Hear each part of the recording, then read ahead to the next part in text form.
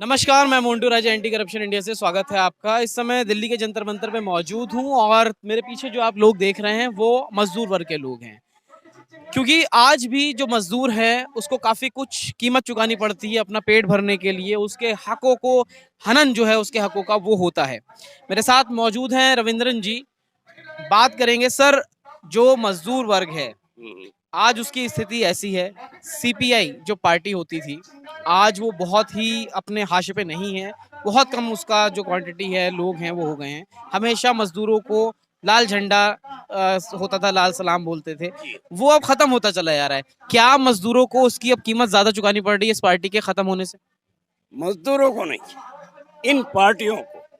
क्योंकि जो केरला की रूलिंग पार्टी है सीपीएम एंड सीपीआई, उन्होंने 12 घंटे का कानून लागू कर दिया, जो मोदी जी ने अभी तक लागू नहीं किया, सिर्फ डिक्लेयर किया। दूसरी चीज, जो अडानी जैसे जो पूंजी वर्ग है उनको उधर पे प्रोजेक्ट दे रहे हैं, वहाँ की परिस्थिति जो है उनका धोवन बहुत बुरी तरीके से हो रहा है। अदानी जो पोर्ट बना रहा है उसमें जो मछली पकड़ने वाले गरीब है वो विस्थापित हो रहे हैं। और उसके बाद केरला की सबसे बड़ी शर्मिंदगी भारत की 18 लाख एकड़ जमीन आज भी ब्रिटिश कानून के अंदर में है। वो कैसे? 1858 के आसपास कोई ब्रिटिश आया था, उसका नाम था फिनले। तो फिनले ने एक जगह देखी और बोला चाय उगाने के लिए बहुत अच्छा है, तो वहां के राजा से जमीन मांगी। तो उसने बोला, राजा ने अपने दीवान को भेज दिया, बोले इसको यहाँ से लेके यहाँ तक की जमीन दे दो।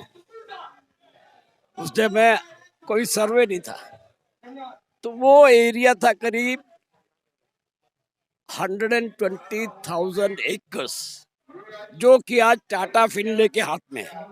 फिनले को जो कॉन्ट्रैक्ट दिया था, जो जो लीज दिया था, उसमें क्लियरली लिखा था कि सब लीज नहीं होना चाहिए, लेकिन वो सब लीज किया।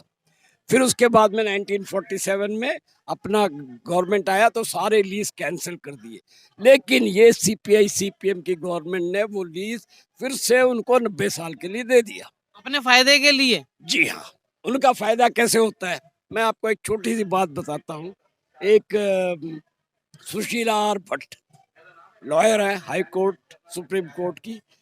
She was appointed by the Congress government to fight against this Harrison Malayalam British company. So they have identified that about 5 lakh something acre in 4 districts is illegal with them. वो encroach किया है।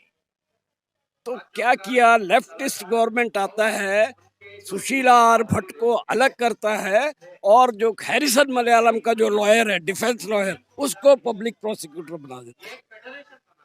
What is this?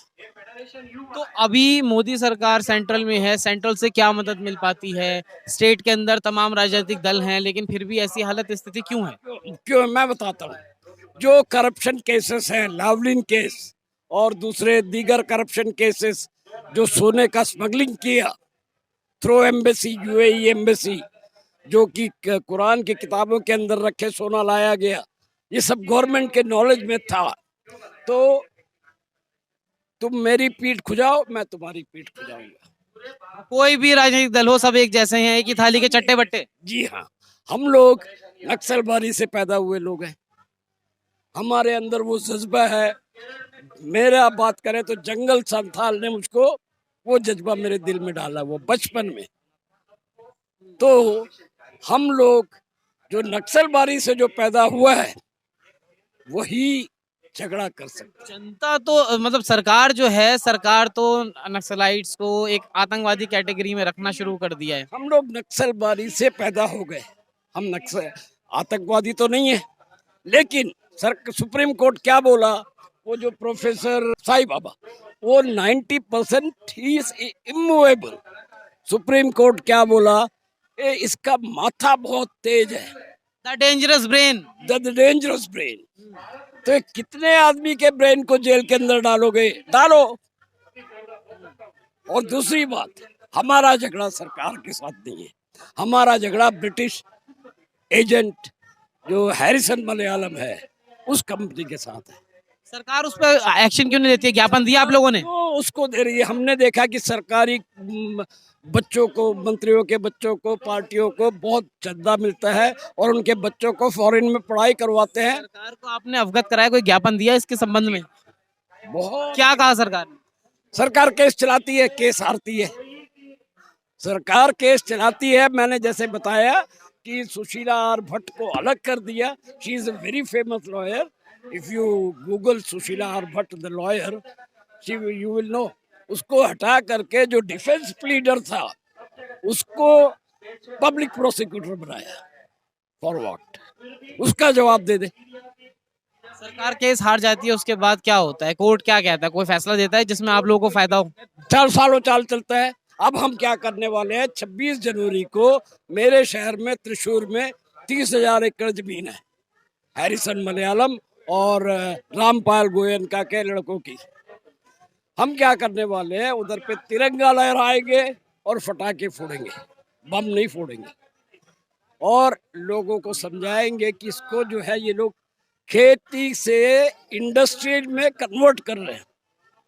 तो जो plantation होते हैं ये high hill area में होते हैं। इस तरह के आप काम करेंगे, आप भी द डेंजरस ब्रेन हो जाएंगे फिर। तो मैं तो डेंजरस ब्रेन हूँ भाई, सालों से हूँ।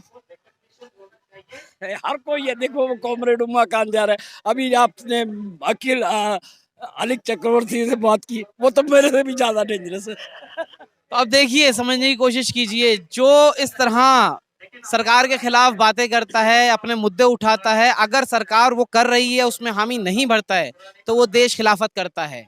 द डेंजरस ब्रेन कहा जाता है। कितना समझते हैं आप? सर ने अपने विचार साझा करें, अपनी राय जो है कमेंट द्वारा साझा करें। अगली अपडेट के साथ आपके सामने फिर प्रस्तुत होंगे। नमस्कार। सब्सक्राइब करें हमारे YouTube चैनल को और बने रहें हमारे साथ।